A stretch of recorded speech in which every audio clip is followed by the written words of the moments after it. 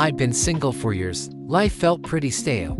So I brought my favorite canned fish to the park for a little breeze and comfort. At least fish never leaves me. Then she showed up, a white fluffy cat in a floral dress with a red umbrella. She sat down next to me, and we both blushed like school kittens. I flailed awkwardly, my fear of girls' reflex kicking in. Before I could even react, she handed me a handkerchief to wipe my mouth. There was still fish stuck at the corner. Oh my God, she held my hand. That feeling, I'd never experienced anything like it. It was like electricity ran through my whole body. My heart raced, my breath froze. I couldn't even describe it. Then I gathered every ounce of courage I had to propose to her. My paws were shaking, words barely came out. She teared up so hard her eyes puffed like marshmallows. And me, first time in love.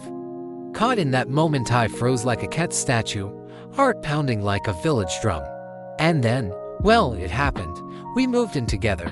Life felt like pure sunshine. Every day was a dream, just because she was there beside me. We went to a bridal shop, thinking of picking out a dress for her, but her belly had grown too big. Nothing really fit. She tried a few, then laughed and said, "Let's wait until after the baby." So, we did. No wedding gown. No fancy photos. Just the two of us, holding each other in front of a mirror, and I thought, as long as we're together, everything looks perfect anyway. We went grocery shopping together. She was pregnant, and her body got tired so easily. Just a short walk and she was out of breath. Seeing her like that only made me love her more. I did everything I could, not out of duty, but because I loved her unconditionally. That day, I made steamed fish her absolute favorite. I brought it right to her, didn't let her lift a paw. She smiled, and I melted. Every moment we spent together felt tender. Close, like nothing else in the world mattered but being next to each other. A few months later, she gave birth to the most adorable little kitten I'd ever seen. The first time I saw her baby, my heart just melted. I swear, from that moment on, my love for her and for our child only grew deeper. Pure, unconditional love. No reason needed. But after the baby was born, she changed. It was like she became someone else, irritable, always complaining. At me, even at our child. I handled everything: housework, diapers, bottles. She didn't lift a paw. Just scrolled through her phone all day. No more smiles, no more hugs. I started to feel alone. Right in the middle of my own little family. Then one day, out of nowhere, she suddenly had a lot of money. She said she was chasing a wealthier life and she didn't need me or our child anymore. And she meant it. The next morning, I found the divorce papers neatly placed on the table. My child and I just stood there, frozen. Like a bolt of lightning hit me straight in the heart. I didn't know what was happening, only that something inside me shattered. She packed everything, rolled her suitcase out of the house without a hint of regret. No glance back. Not a second of hesitation. My child, still innocent, thought mom was just off on another short trip. Standing at the door, smiling, waving "Have fun, mommy," and me. I collapsed on the kitchen floor, numb.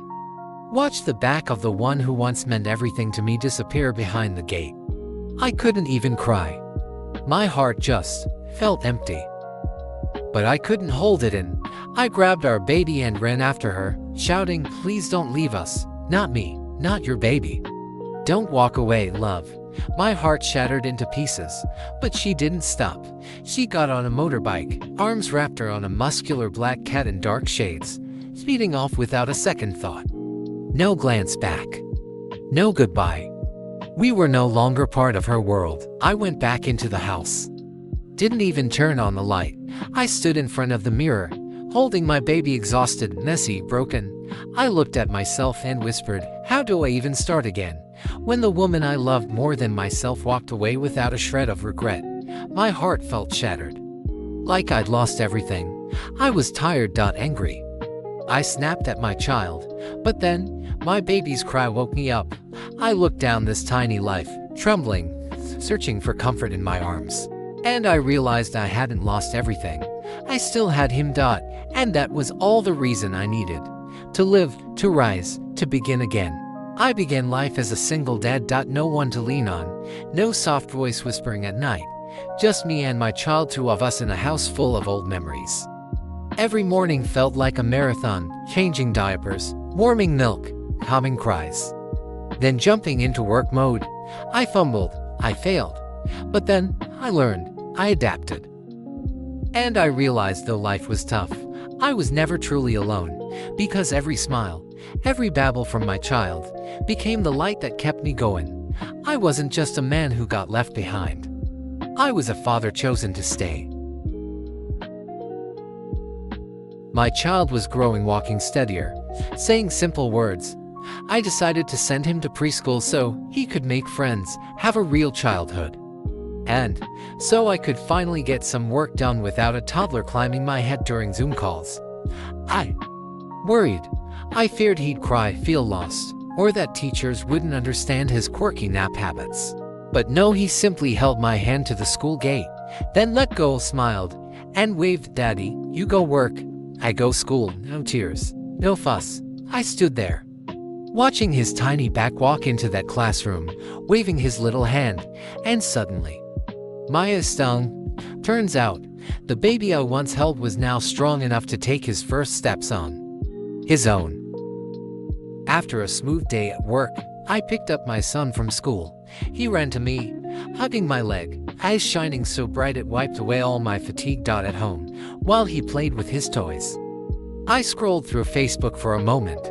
There was a post from my ex-wife's friend. She looked the same, a plump, fair, and smiling next to that black cat guy. My heart skipped a beat. Just for a second, but it didn't hurt anymore. I wasn't angry. I wasn't bitter. I just whispered in my head, I hope you're happy. Just please, don't come back to stir our lives again. And in that whisper, I felt peace. Turns out, forgiveness isn't about who deserves it. It's about freeing yourself. And that's when I knew I was okay. I was really okay. Being a single dad isn't easy, but it's the best thing that's ever happened to me. Because when she left, I finally found out how strong I really was. As long as my child keeps smiling, I'll keep going. If this story touched your heart, don't forget to like, share, and follow for more from Neo.